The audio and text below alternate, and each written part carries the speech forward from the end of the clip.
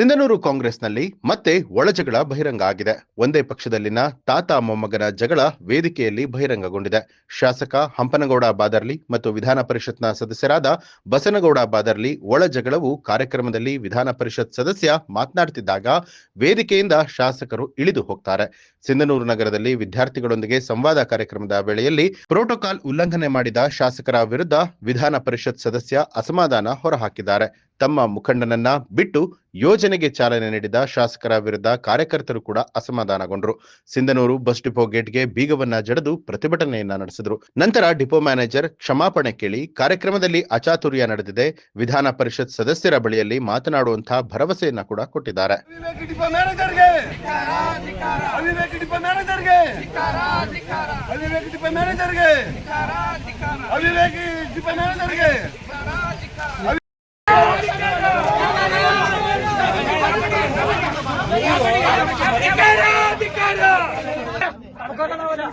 ಆತ್ಮೀಯ ಕಾರ್ಯಕರ್ತರಲ್ಲಿ ವಿನಂತಿಸಿಕೊಳ್ಳುವುದೇನೆಂದ್ರೆ, ಈ ದಿನ ನಡೆದ ಒಂದು ಘಟನೆಗೆ ಈ ಒಂದು ಕೆಎಸ್ಆರ್ಟಿಸಿಯ ಡಿಪೋ ಮ್ಯಾನೇಜರ್ ಈಗ ಆಲ್ರೆಡಿ ವಿಧಾನ ಪರಿಷತ್ ಸದಸ್ಯರ ಜೊತೆಗೆ ಮಾತಾಡಿದ್ದಾರೆ. ಈಗೂ ಕೂಡ ಅವರು ಆಫೀಸಿಗೆ ಬರ್ತೀವಿ ಅಂತ ಹೇಳಿದ್ದಾರೆ. ದಯವಿಟ್ಟು ಅವ್ರ ಜೊತೆ ಸಹಕರಿಸಿ ಈ ಒಂದು ಪ್ರತಿಭಟನೆಯನ್ನ ದಯವಿಟ್ಟು ಅವ್ರು ಮಾತಾಡೋರಿಗೆ ಯಾರು ಮಧ್ಯೆ ಮಾತಾಡಬೇಡ್ರಿ. ಯಾಕಂದ್ರೆ ಅವರು ಒಬ್ಬ ಅಧಿಕಾರಿ, ಅವರಿಗೆ ನಾವು ಗೌರವ ಕೊಡೋದು ನಮ್ಮೆಲ್ಲರ ಕರ್ತವ್ಯ. ಆ ಒಂದು ವಿನಯಪೂರ್ವಕವಾಗಿ ತಮ್ಮ ಹತ್ರ ರಿಕ್ವೆಸ್ಟ್ ಮಾಡಿಕೊಂತೀನಿ. ಅವರು ಆಗಿದೆ ದಯಮಾಡಿ ಪ್ಲೀಸ್ ಆಗಿದೆ. ಅವ್ರಿಗೆ ಗೌರವ ಕೊಡೋದು ನಮ್ಮ ಕರ್ತವ್ಯ.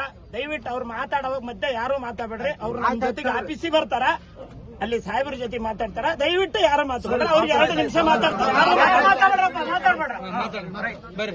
Please request.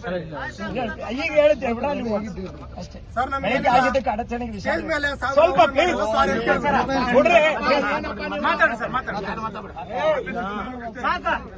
Please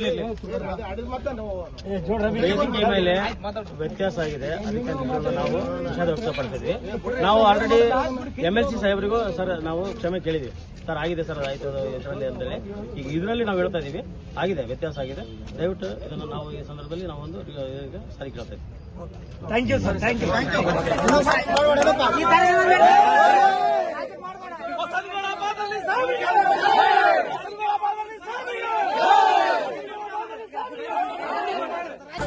news alert, ನಿಮ್ಮಿಂದ ನಿಮಗಾಗಿ.